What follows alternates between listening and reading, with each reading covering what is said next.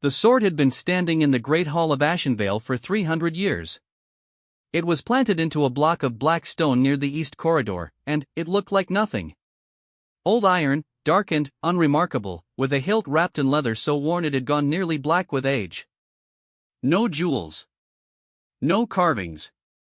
No great inscription announcing what it was or what it meant. It looked, if you came at it without knowing the story, like someone had lost a kitchen knife in a very dramatic way. Every vampire noble in the palace gave it a wide berth. Not obviously. Not in a way they would ever admit. But there was always a slight curve to how they walked past it, the way you avoid a dog you're not sure about. Nora Hale mopped the floor 6 feet from it every Thursday and thought mostly about whether she had time for breakfast before the afternoon shift started. She had opinions about the sword. After 2 years on the East Wing cleaning rotation, she had developed opinions about it the way you develop opinions about furniture you live beside. It collected dust along the crossguard, the stone base had a small crack on the left side that would only get worse if no one sealed it, and whoever had installed it had done so at a very inconvenient angle for floor cleaning. These were her opinions. She kept them to herself. Nora kept most things to herself. She was 24, brown-haired, narrow-shouldered, with the particular posture of someone who had learned early that taking up less space was a useful skill. She had been working in Ashenvale Palace since she was 19, starting in the lower kitchens, moving to laundry, and, finally, landing on the cleaning staff for the East Residential Wing, which was considered a step up, mostly because it meant you dealt with fewer raw animal products. She had a small room in the staff quarters on the basement level, a coat that had survived 3 winters and was now making dubious claims about a 4th, and a habit of noticing things she was not supposed to notice. It was not a bad life. She was clear on this. It was not the life she had once, in a younger and more reckless version of herself, imagined having. But it was steady and it was hers, and there was something to be said for that. The palace was home to King Damien Voss, and approximately 400 other vampires between the noble guests, the permanent court, and the staff of the 7 bloodlines who rotated through on seasonal schedules. Nora had been in the same room as the king exactly 3 times in 2 years. Once in a corridor, where she had pressed herself to the wall the way staff were trained to do, and he had walked past without looking at her. Once in the East Garden, where she had been deadheading the roses on a borrowed assignment, and he had stood at the far end of the path for 20 minutes staring at the sky before going back inside. Once at the winter formal, where she had been working the cloakroom, and he had stood near the door for 2 hours speaking to no one, silver ring turning slowly on his right hand, copper dark eyes moving through the room the way searchlights move, methodical, patient, looking for something he had not yet named. She had noticed the ring. She noticed everything, eventually. It was not a remarkable ring. That was what made it remarkable. The announcement came on a Tuesday.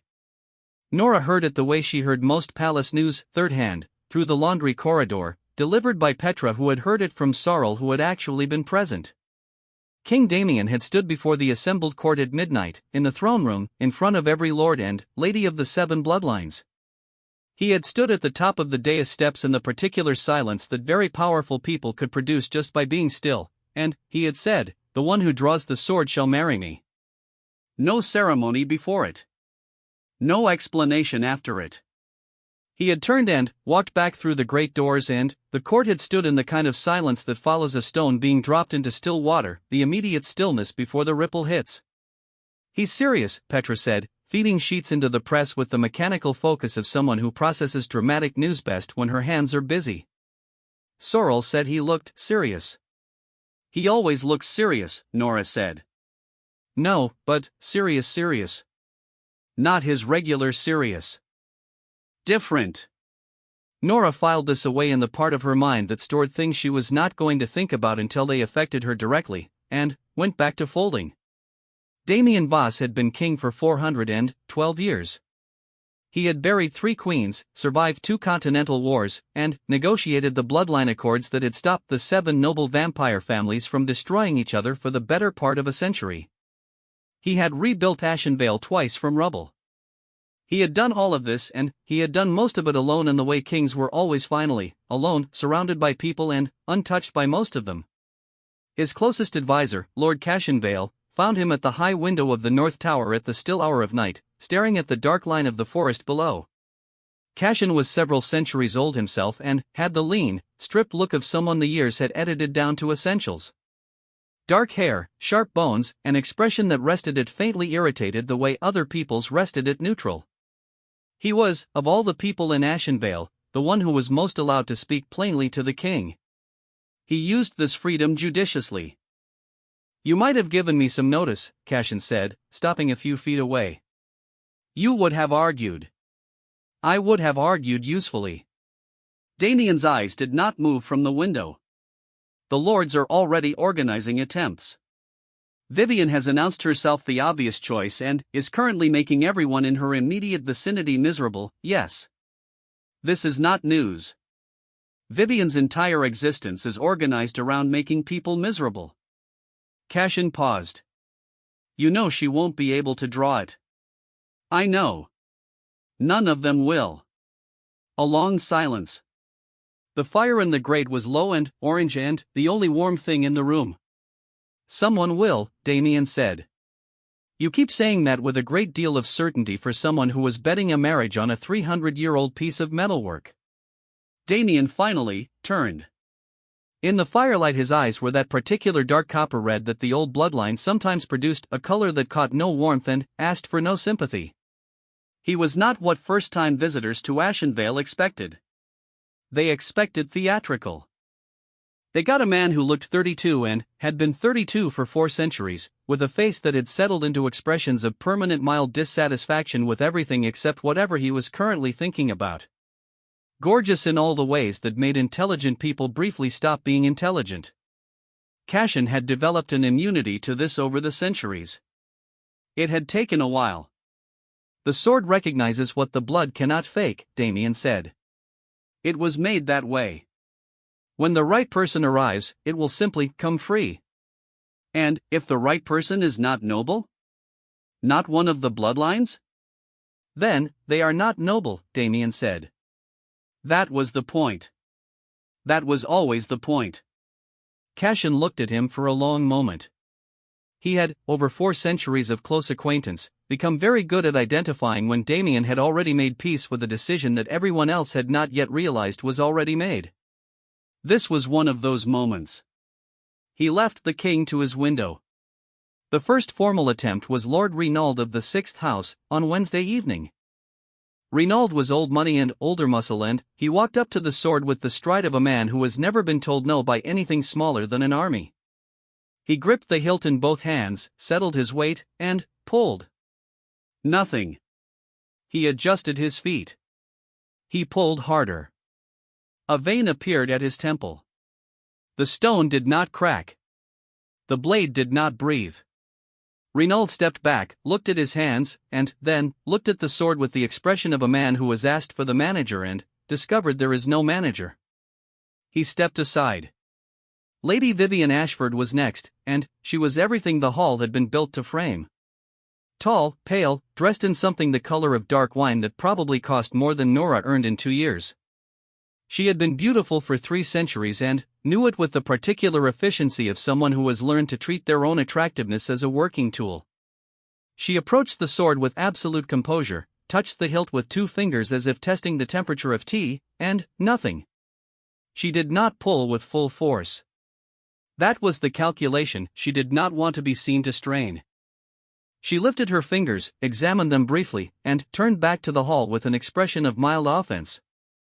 "The stone requires maintenance," she announced. "Something has seized in the mechanism." There was no mechanism. The entire hall knew this. A very specific quality of silence followed her announcement, the silence of an entire room choosing, collectively, not to say that. 9 more nobles tried that first night. Lords and ladies of varying bloodlines and varying strategies, brute force from Lord Matthias, something like surgical precision from Lady Karen, an actual whispered incantation from old Lord Seraph that his grandmother had apparently passed down through 3 generations as a supposed key to the sword's secret. The sword regarded all of them with the same absolute indifference. Damien watched from his throne at the far end of the hall, expression neutral, silver ring turning. Occasionally he accepted wine from a passing servant. Mostly he waited.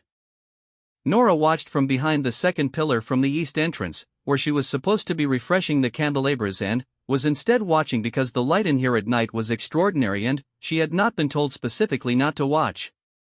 She noticed, in the way she noticed things she was not supposed to, that the king did not look frustrated by any of it. He did not look hopeful before each attempt or disappointed after. He looked like a man waiting for something he already knew was coming. Patient. Specific. Sure. The silver ring kept turning. She went back to the candelabras. It happened on a Thursday morning, because of course it did. The hall was empty. It was the graylight hour before the court woke up, before the formal day of the palace began, when the cleaning staff moved through the big rooms in the particular quiet of people who had learned to be invisible by necessity. Nora's usual partner on large room assignments, a girl called Bess who was 20 years old and, afraid of everything except spiders, had strained her shoulder moving a wardrobe the day before and was on restricted duty. Nora was alone. She had the great hall to herself, 4,000 square feet of black marble that showed every footprint with the dedication of a very conscientious archivist. She started at the doors and worked inward, methodical, the way her mother had taught her when she was 9 years old in their small house outside the city, clean from clean to dirty, never drag the grime backward, and if you do a job, do it right or don't do it. She was thinking about her left knee, which had been aching since Tuesday in a way that felt pointed and personal. She was thinking about whether there was any of the good bread left in the kitchen from last night or whether Petra had gotten there first. She was thinking about a letter she needed to write to her younger brother Marcus, who was apprenticed to a metalsmith in the lower city and who wrote to her with the cheerful frequency of someone who genuinely enjoyed writing letters, which Nora found both touching and slightly exhausting. She reached the stone. She mopped around it, the way she always did, giving the base a careful circuit. She was about to move on. Then, she saw the dust. It had been building for weeks along the crossguard, the fine gray accumulation that settled on anything horizontal and undisturbed. It was, by any objective assessment, a lot of dust. The kind that had a presence. The kind that announced itself. Nora stopped. She looked at her cleaning cart. She had a cloth. A cloth was for surfaces. The sword's hilt and crossguard were surfaces. The fact that the sword was currently the subject of a royal matrimonial decree did not change the basic physical reality that it was accumulating grime in a way that was becoming noticeable and that she was the only person in the room. She was very clear, in a way that would have been funny if she had paused to examine it, on what she was about to do and why it was probably going to end badly.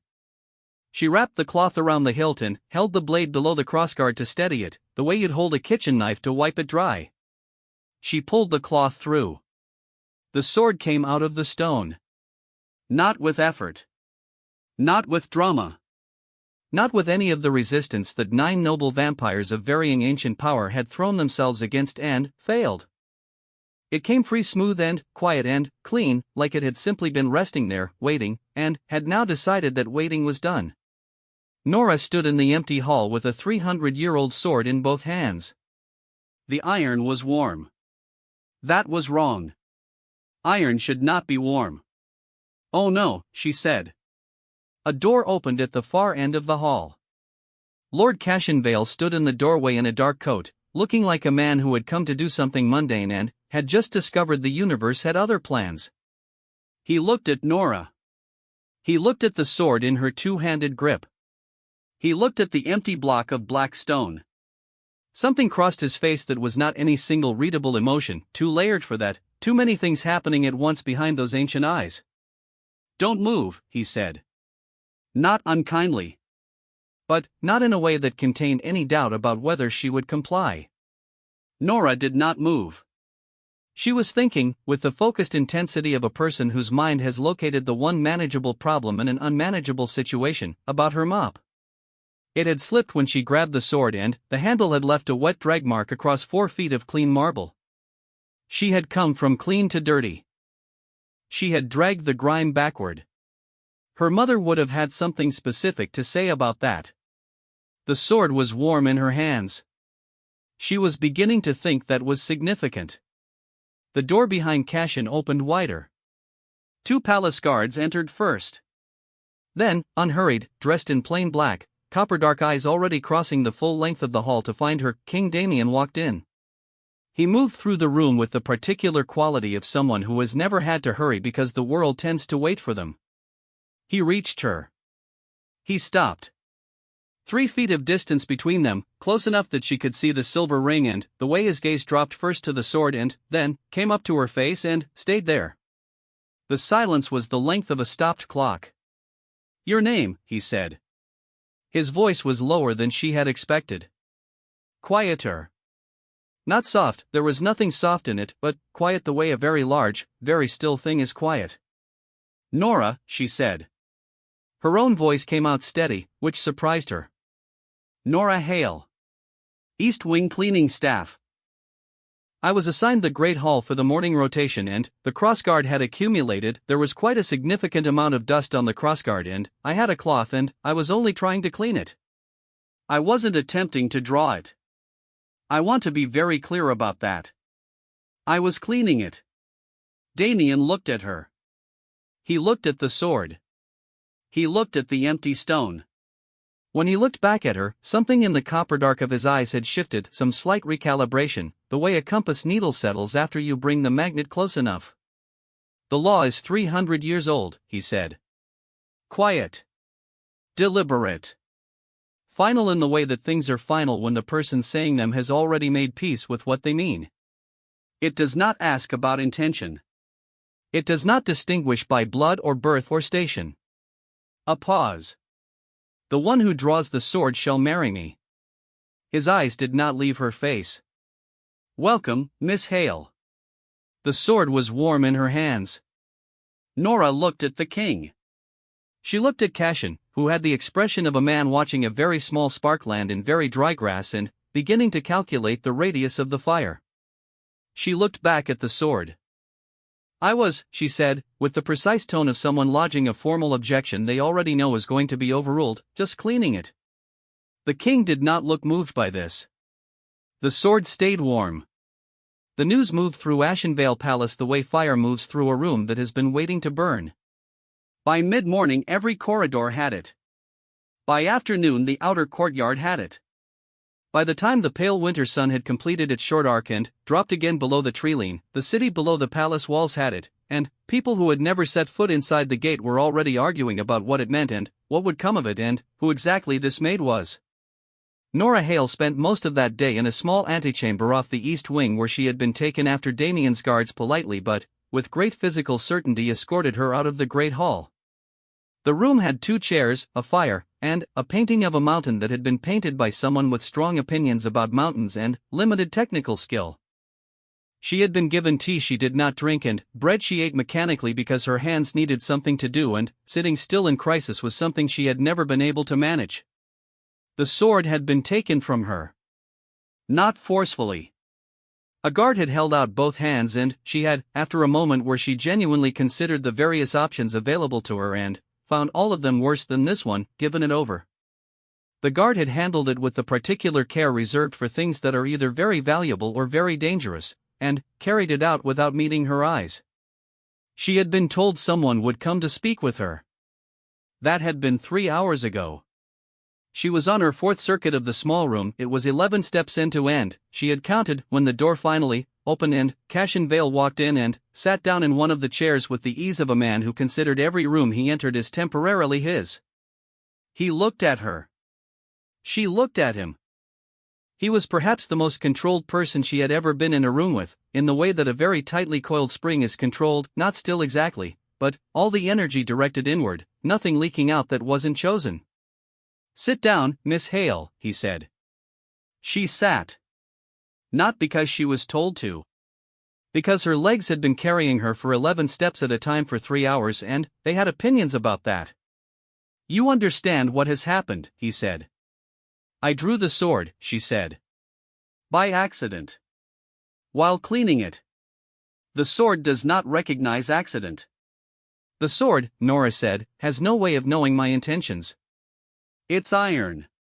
Cashin looked at her with the expression of someone revising their initial assessment.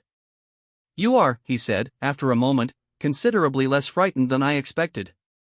"I'm considerably more frightened than I look," she said. I've had practice. He was quiet for a moment. Then, the king intends to honor the law. You will be removed from staff quarters tonight and given rooms in the royal residential wing. You will be provided with suitable clothing and assigned a personal attendant. An announcement will be made to the court. You will be presented formally in 3 days' time. The fire was the only sound in the room for a moment.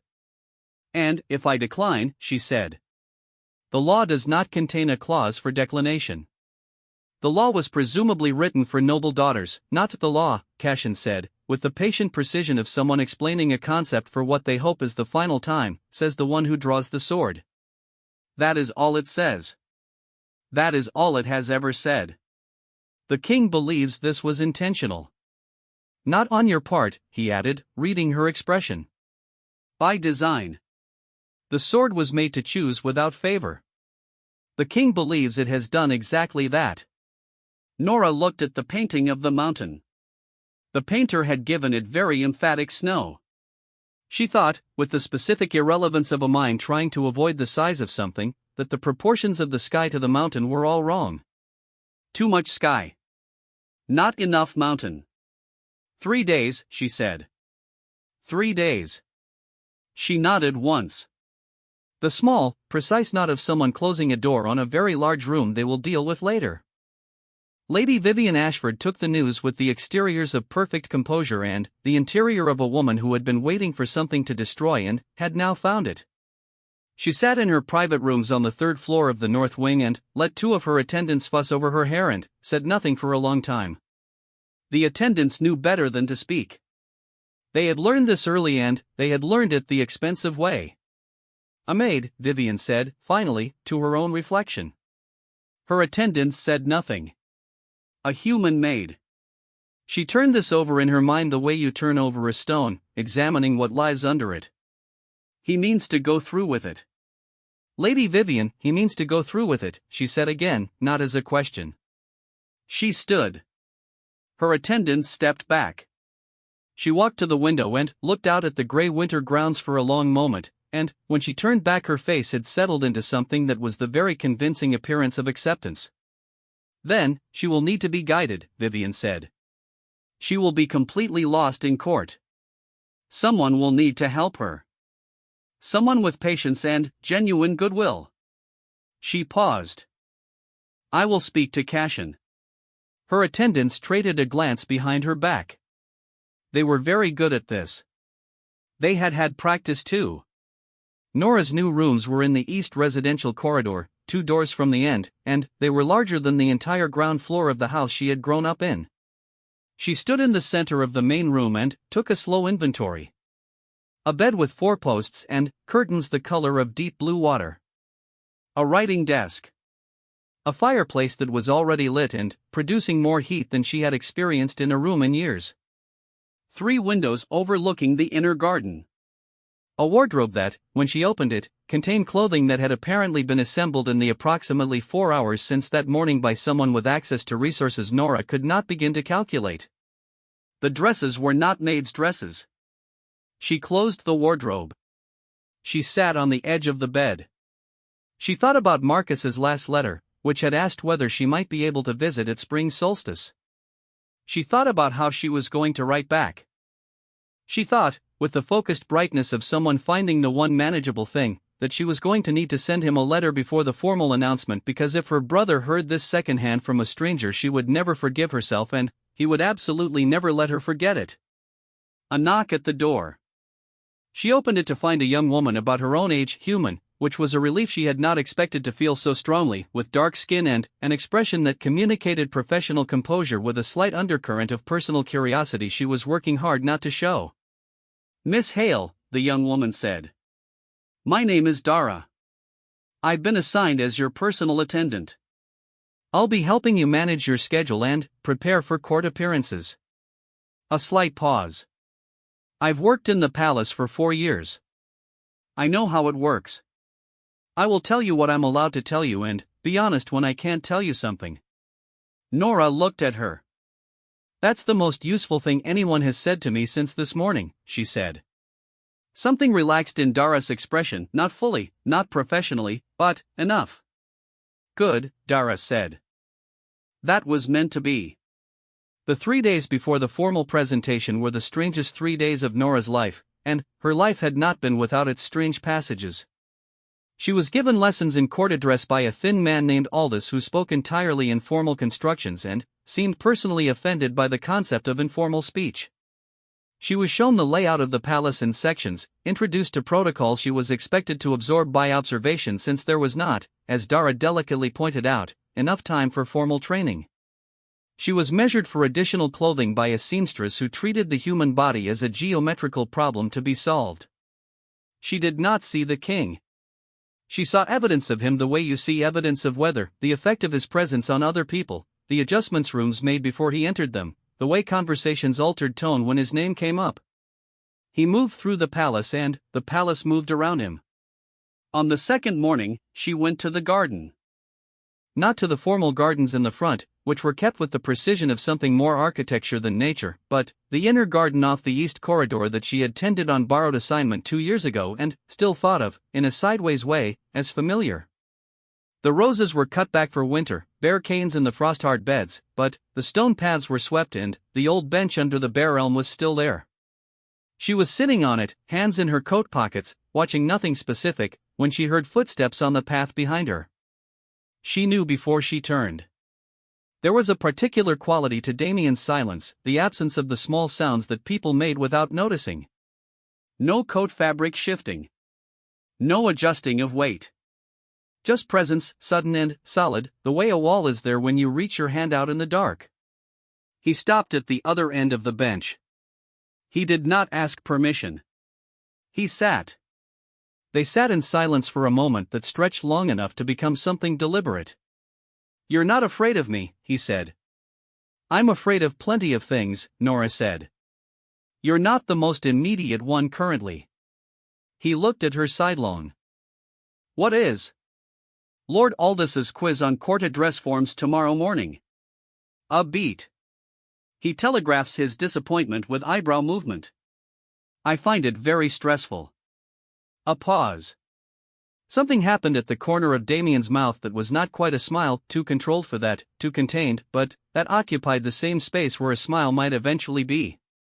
"You don't want this," he said. It was not an accusation. It was, she thought, the most honest thing anyone had said to her in 3 days, including herself. "No," she said. "But I want the alternative less." "What is the alternative?" "Being the maid who drew the sword and ran away from it." She looked at the bare rose canes. "I'm not built for running." He was quiet for a moment. The winter air was cold and still and carried the particular smell of frost and old stone that was specific to this part of the garden. "I know this was not what you intended," he said. "When you drew it." "I was cleaning the crossguard." "I know. That was all I was doing." "I know that too." A pause. "And I need you to know that I understand you did not choose this. I am not asking you to pretend otherwise." He turned to look at her directly, and, in the gray winter light his eyes were darker than she'd seen them, less copper, more shadow. "I am asking you to stand in the court in 2 days and not run. That is all I am asking for now. After that we will figure out the rest." Nora looked at him. He was not what she had expected him to be. She had spent 2 years constructing a picture of him out of glimpses and third-hand stories and the general mythology that attached itself to old, powerful things, and the picture had been accurate in its outlines and completely wrong in its texture. The mythology said cold. The reality said contained. The mythology said dangerous. The reality said she could not quite name it yet. She filed it. "I'll be at the presentation," she said. He nodded once. He stood, and for a moment the low winter sun caught the silver ring, and she thought about asking about it. She did not. He left. She stayed until the cold got too pointed to ignore and then she went inside. On the morning of the second day, Cashin visited Lady Vivian.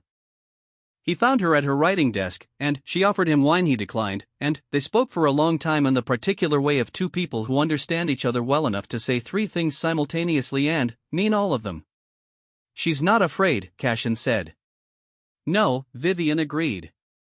"That is a problem. A frightened girl could be managed. A frightened girl makes mistakes and alienates herself. A girl who is not frightened." He let the end of that sentence sit. "She will gain ground," Vivian said. "In the court. Eventually, with the king." She turned her wineglass slowly. "He spoke to her in the garden this morning." Cashin said nothing. He had been the one to mention the garden to her. "He never went to the garden," Vivian said. "In all the years I've known him, I have never seen him take that walk voluntarily." "He's known her 2 days." "Precisely." Vivian set down the glass. "There is something about the girl. Something I cannot place, which I do not enjoy." A pause. "The sword did not choose accidentally, Cashin. You know this as well as I do. There is a reason it moved for her when it moved for none of us." Cashin was quiet. "Find the reason," Vivian said. "And, when you find it, decide whether to use it for her or against her." She picked up her wine. "I have a preference. But, I will leave it to your judgment." After he left, she sat alone in her rooms for a long time. She was not, whatever her reputation suggested, without the capacity for doubt. She looked at the winter window and she doubted several things in sequence. She doubted whether the girl could be broken before the court accepted her. She doubted whether the law could be bent even by someone with her resources. She doubted, in the very quiet part of her that she showed no one, whether she had ever stood in front of that sword with the genuine hope of drawing it or whether she had stood there because not standing there was an admission she could not afford. The sword had not moved for her. This was a fact she carried the way you carry something broken in your pocket, always aware of it, never quite touching it directly. On the morning of the third day, Dara appeared early with a dress the color of charcoal gray and a calm efficiency that Nora had come to find genuinely steadying. "The court will not be kind today," Dara said, while Nora sat at the mirror and did not look at her own reflection. "Not openly. They're too trained for open. But, you'll feel it. The assessment. Everyone deciding where you fit and what you are." "What am I?" Nora said. Dara met her eyes in the mirror. "The one who drew the sword," Dara said. "That's not nothing. That's, depending on who you ask, everything." Nora looked at her reflection then. Brown hair, gray dress, the face she had been looking at for 24 years, narrow and unremarkable and familiar in the way that your own face is always familiar even when nothing else is. She had cleaned rooms in this palace for 2 years. She knew where every wardrobe's left hinge was loose and which corridor got the coldest draft in January and how the second-floor windows caught the late afternoon light like cupped hands holding it before it fell. She knew this place. She knew it on her knees with a brush and a bucket. That was, she thought, a kind of knowing that nobody in that court could take from her. She stood up. "Let's go," she said. The sword, she did not yet know, was warm again. It had been warm since the morning she drew it, sitting in its guarded case in the king's private study, generating a low steady heat that had no source anyone could explain and that the guards had been told to stop discussing. Cashin had been in to look at it twice. He had not told Damien about the warmth. He had not told Vivian either. He had gone, instead, to the palace archives, and he had been in there for 2 days, reading very old records with the focused urgency of a man who has found the thread of something and is following it fast before it goes cold. He had not yet reached the end. But he was getting close. The great hall was a different creature at night. During the day it was just a room, grand, yes, stone-vaulted and long, but still a room that Nora had mopped and catalogued and moved through with a cart for 2 years. At night, lit by 100 candles and occupied by the assembled court of Ashenvale in formal dress, it became something else entirely. Something that breathed.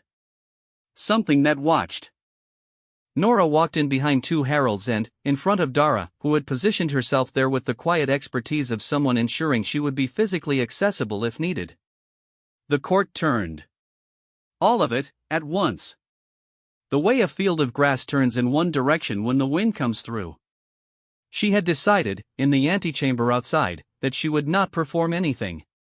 Not confidence she did not have, not grace she had not been trained for, not warmth for a room that was not offering any. She would simply walk and be honest in her posture about who she was, a person who was here, who had drawn the sword, and who intended to remain standing. She walked the length of the hall to where Damien stood at the base of the dais steps. She had not seen him in formal dress before. Plain black, always, but tonight with a weight to it, the kind of deliberate simplicity that announced itself. He watched her walk toward him with the same focus she had noticed in the garden. Total. Unself-conscious. The way a person looks at something they have been waiting to see clearly. She stopped before him. Around them the court was making the particular sound of a very large group of people choosing their words carefully. Not silence. Something more pressured than silence, the sound of assessment and calculation dressed up and held breath. He offered her his hand. She took it. His hand was cool and dry, the temperature of stone in early autumn, not cold enough to be alarming, just cool enough to remind you what he was. His fingers closed around hers with a deliberate precision, and he turned to face the court and the room made its decision and bowed, in that rippling way of large formal gatherings, because the law had spoken and the king had accepted it and all the private opinions in the room were, for this moment, outranked. Vivian Ashford was in the third row. She bowed with everyone else. Her face was perfect. The reception afterward was the part Nora had been told to endure rather than enjoy, and she endured it. She was introduced to more people in 2 hours than she had met in any previous year of her life. Titles and bloodlines and names attached to faces she would need Dara's help to keep sorted. Most of the introductions were correct in form and empty in warmth, the specific temperature of people managing their obligations. A few were openly curious in a way that was almost refreshing after so much careful blankness. A very old lord named Harwick, who had the papery look of someone the centuries had made into something close to a historical document, took her hand and said, well, with such genuine feeling that she had the sudden absurd impulse to laugh, which she suppressed. Vivian appeared near the end of the evening. She materialized at Nora's elbow with the easy grace of someone who has spent centuries learning to appear wherever they intend to appear, and offered the specific smile of a woman delivering a message wrapped in pleasantry. Miss Hale, she said. Or I suppose one should begin practicing Miss Voss. A small laugh. This must be overwhelming. I imagine court life is quite unlike anything in your previous experience. Most things worth doing are unlike your previous experience, Nora said. Otherwise you'd have already done them. Vivian looked at her. The smile stayed. The eyes went a shade cooler. I hope you'll allow me to be of some help, Vivian said. I know the court well. There are people here who will try to use you, and people who will try to remove you, and it would be a shame if you couldn't tell the difference. It would, Nora agreed. Do you know which category you're in? The smile, for just a fraction of a moment, lost its footing. Then, it settled back, smooth and practiced. I hope to be a friend, Vivian said. I'll keep that in mind, Nora said. Vivian moved away into the crowd. Nora looked at the nearest candelabra. One of the candles was listing to the left and would drip onto the silver holder before the evening was done and the wax would set and someone was going to have to spend a considerable amount of time with a scraping tool in the morning. She thought about mentioning it to Dara, who would think she was losing her mind. She did not mention it. Cashin came to the king's study at midnight. He had been in the archives for 3 days by that point and he looked at coat not quite straight, the particular focus of a person who has been reading by candlelight for too many hours. He carried a leather folder and he set it on the desk and did not speak immediately, which was unusual. Cashin, in Damien's long experience, always led. He did not sit with a thing and gather himself first. That he was doing it now said something. There is something you need to know, Cashin said. About the girl. I assumed, Damien said, when I saw what you look like, that you had found something significant. Cashin opened the folder. Inside was a document old, the paper brown at the edges, the script in a formal archival hand. He laid it on the desk and stepped back, and Damien came around and read it, and the room was quiet for a long time. The document was a record of bloodline. 310 years old, from the palace archive of lineage disputes, in the hand of the court historian who had served during the generation before Damien. It traced the maternal line of a human family called Hale, a family that had, in one branch, passed from prominence to obscurity in the space of 2 generations following a financial catastrophe in the lower city. The line had gone to ground, as ruined families sometimes did. They had married downward and worked hard and raised children who remembered the fall only as a vague ancestral story. The original Hale, the one the document centered on, was a woman named Elena, and she had been the human consort of the vampire lord who had forged the sword. The same lord who had, 3 centuries ago, placed it in the stone of this hall and said, "When the right one comes, it will know." Damien read it twice. He looked at Cassian. "She's direct descent," Cassian said. "Elena's blood through 6 generations. The sword was made to respond to that lineage. Its maker put her blood into the forge." A pause. "It was never meant for the nobility. It was never meant as a test of power or standing. It was meant for the line of the woman he loved, whenever she arrived. However, she arrived." Cassian was quiet for a moment. She wasn't cleaning the sword, Damien. The sword was calling her. The fire was low in the grate. Damien stood with the document in his hands, and his expression did something that Cassian had not seen it do in a very long time. Something shifted in it, some piece of the long patience that had been the defining quality of his face for centuries resolved into something cleaner. Something almost raw. "Does Vivian know?" he said. Cassian hesitated. "She doesn't know the specifics," he said. "But she suspects there is something about the girl that goes beyond chance. She asked me to find what it was." Another pause, heavier. "I should tell you what she said. When she asked me. She said, find the reason, and decide whether to use it for the girl or against her." He held Damien's eyes. "She already has a preference. She made that clear." The silence was of a different quality now. "She's going to move against Nora," Damien said. "I think she already has started," Cassian said. "I found something else in the archive.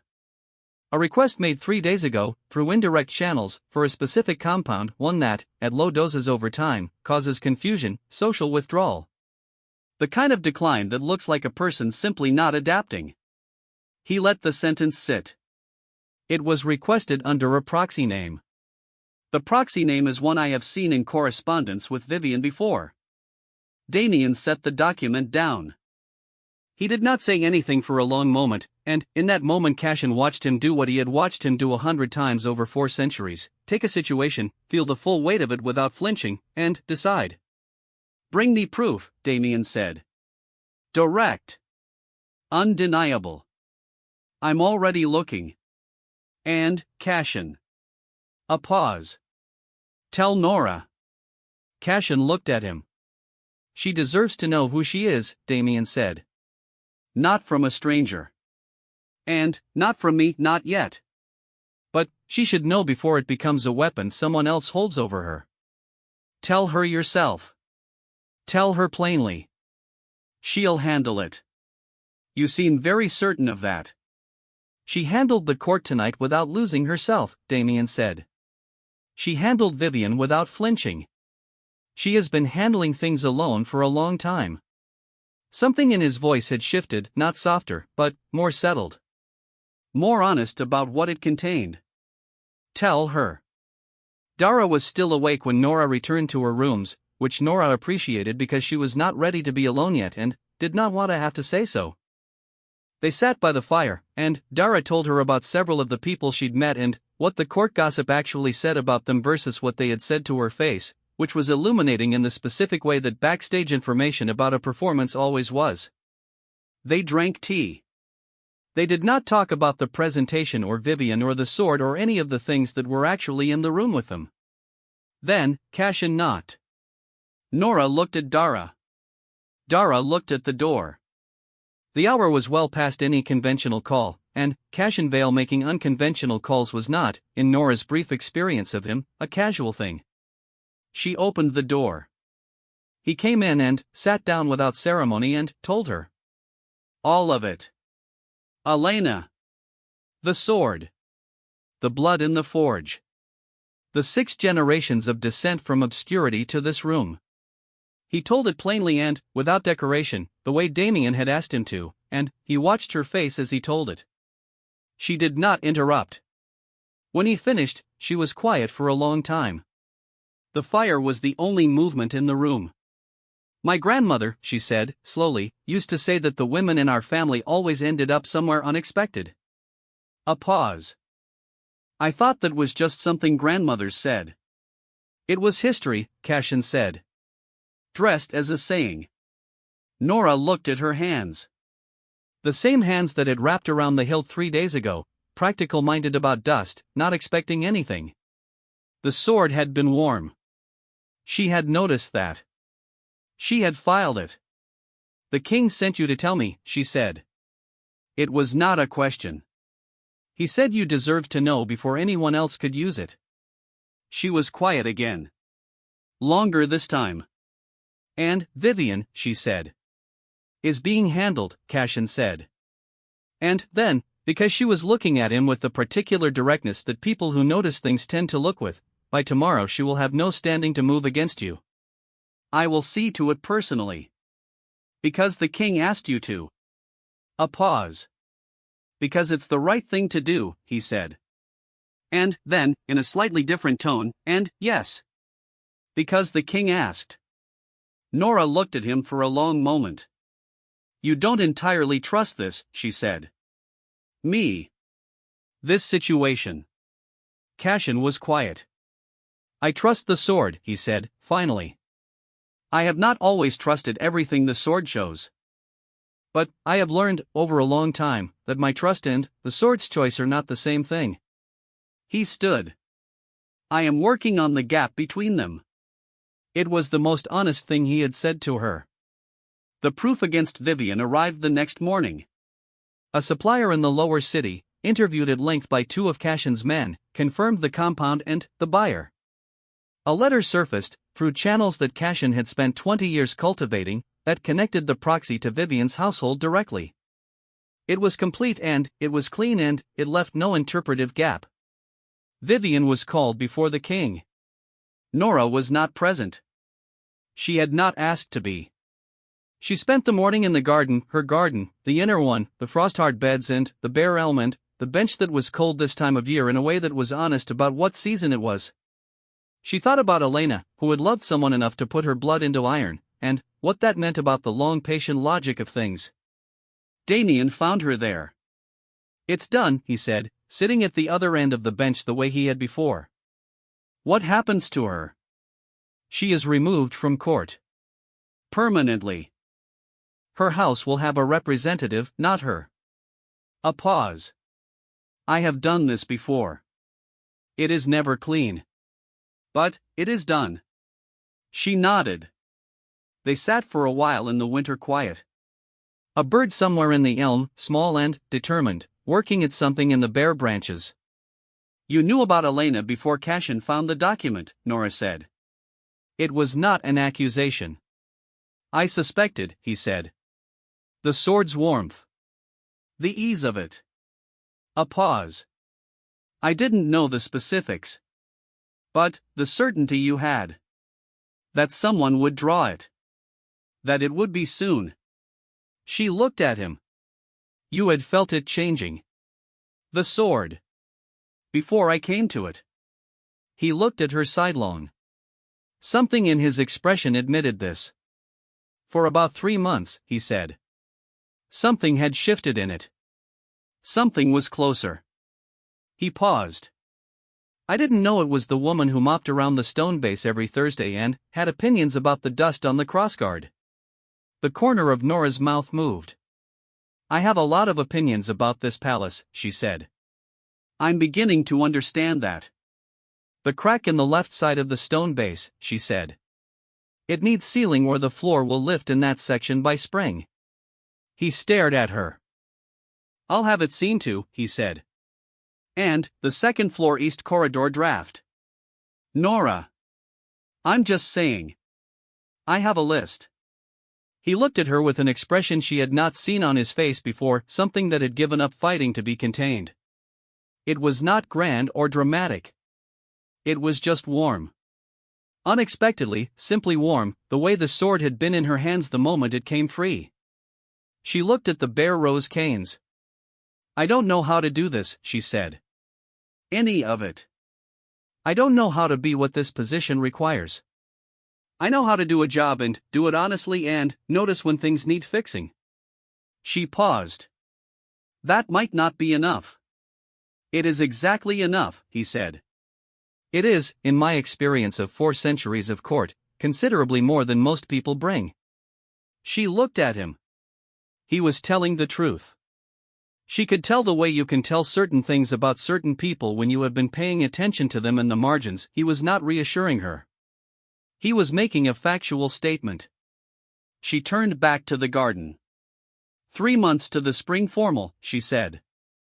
Dara says that is the traditional time for betrothal announcements. It is. That's not very long. It is not. She was quiet for a moment. The bird in the elm found what it was looking for and flew off, small and certain, into the gray winter sky. "I'm going to need that list of court address forms from Aldous," she said. "The full version. Not the abbreviated one he gave me. I'll arrange it. And I'm going to need to see the palace accounts. All of them. I've noticed several things in the East Wing that suggest the maintenance budget is being systematically underspent, and I have theories about where it's going." Damien was quiet for a moment. "You have theories," he said, "about where the palace maintenance budget is going."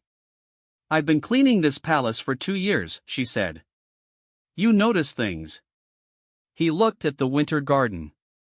At the bare canes and the frost-gray paths and the small absolute certainty of the bench and the elm that had been here longer than either of them in this particular configuration. "I will arrange," he said, with the measured tone of a man adjusting to a new reality and finding it less alarming than he expected, "for you to have access to the accounts." They were betrothed at the spring formal, under the high windows of the great hall, in front of every bloodline and every lord and every lady who had tried and failed to draw the sword. The stone base was still there, sealed on the left side now, a neat repair, done right, the way things should be done.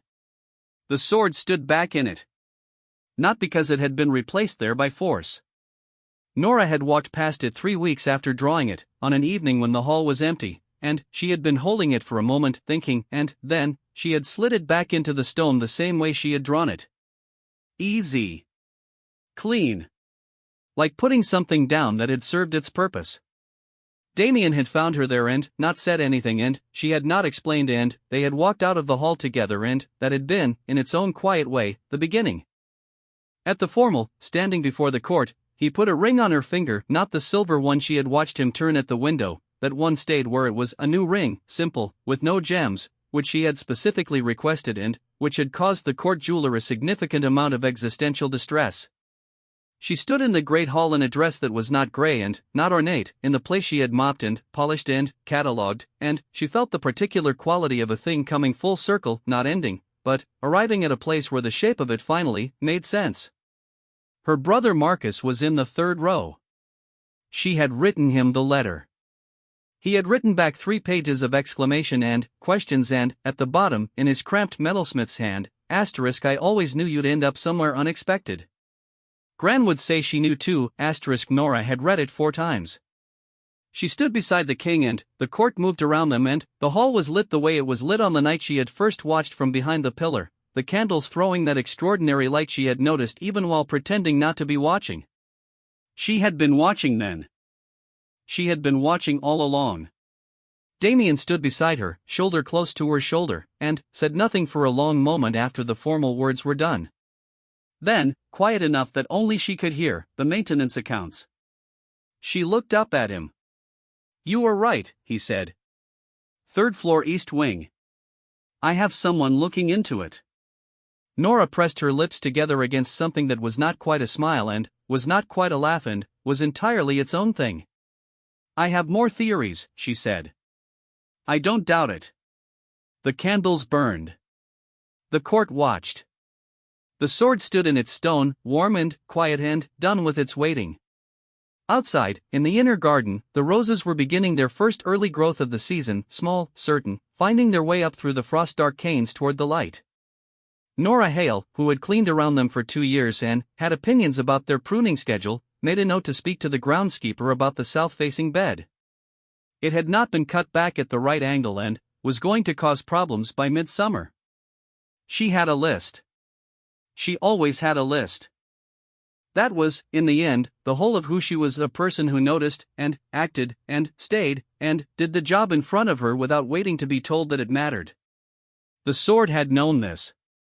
It had simply been waiting for her to arrive.